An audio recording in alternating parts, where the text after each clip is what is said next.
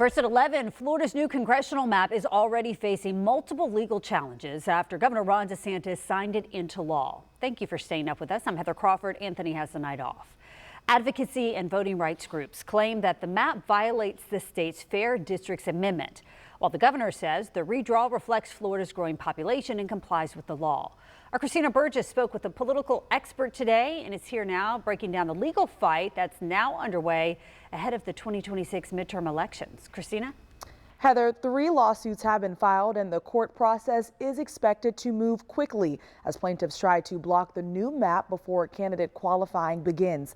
The cases also come as courts across the country are revisiting how congressional districts can be drawn, and a recent U.S. Supreme Court decision that changed the Voting Rights Act that could also have an impact. Just hours after Governor Ron DeSantis signed Florida's new congressional map into law on May 4th, lawsuits began pouring in. 3 separate lawsuits from advocacy and voting rights groups argue that the map violates Florida's Fair Districts Amendments approved by voters in 2010, ensuring constitutional protections prevent partisan gerrymandering. The new map could expand Republicans' advantage in Florida's congressional delegation from 20 to 8 to 24 to 4. The legal challenges come just weeks after a major U.S. Supreme Court decision that could impact how these cases are argued in court. Last month, the Supreme Court issued a landmark ruling that changes a key part of the Voting Rights Act. Now, state maps can only be challenged if plaintiffs can show intentional racial discrimination.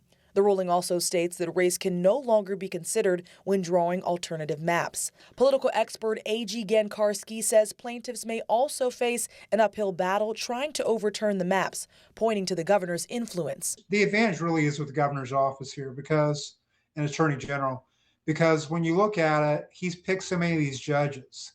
On this district level, not so much, but the appellate level and the Supreme Court, that's all DeSantis judges. So it's going to be very tough to overturn these maps.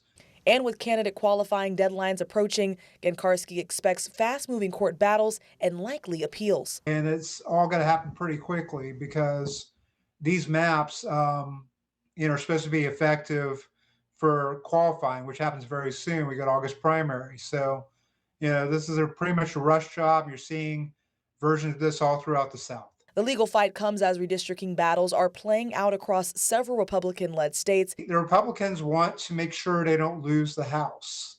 It's that simple. And, midterm elections are usually bad for the party in power. Republicans control everything right now. Governor DeSantis has defended the map, saying it reflects Florida's population growth. He denies accusations of partisan gerrymandering.